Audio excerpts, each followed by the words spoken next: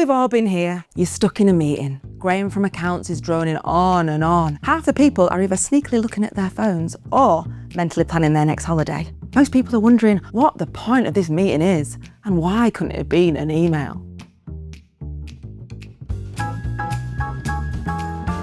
The truth is, lots of meetings aren't working for lots of people. The average office worker spends 27 days a year in meetings that they believe to be pointless, according to one survey.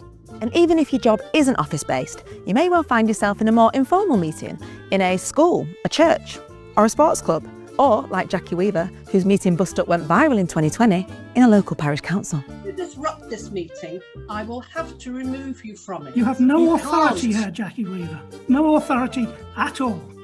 She's just kicked him out. So how do we make meetings better? Firstly, preparation is key. Sorry, mate. Whether you're chairing the meeting or just attending, you'll get a lot more out of it if you're fully prepped. Get nothing that's going to be going on here. Where are my glasses? I'll get there. If you're the chair, make sure you send out an agenda and maybe even a question in advance. There's evidence that starting a meeting with that question gets everyone focused and participating quicker. If you're a participant, do the pre-read and work out what you want to say beforehand. Another tip for chairs is to think about who's in the room and what sort of people they are. A plan to manage extroverts to make sure they don't dominate will really help. And making sure that your more introverted types are able to share their views is also important. A good idea is to ask them in advance to contribute on a certain subject. That way they can pre-plan what they want to say. If you're an introvert, you might want to take a tip from Sheryl Sandberg, the former COO of Facebook, and make sure you say something, anything early on in the meeting to establish your voice and presence. That way, when it's time to make your killer point later in the meeting, it's much easier to speak up. Online meetings can make chairing easier. Everyone's names are visible and it's easy to raise your virtual hand, though there is always someone who forgets to take themselves off mute. Yeah, I can't, I can hear you. Yeah, but you need to turn, can you see where, bottom left?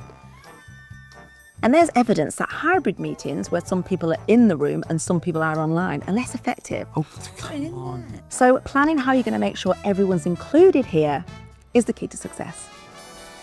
Research shows that a few moments of mindfulness at the start of a meeting could help reduce stress and boost creativity. But if you think that would go down like a cup of cold sick in your team, think of other ways you can form bonds.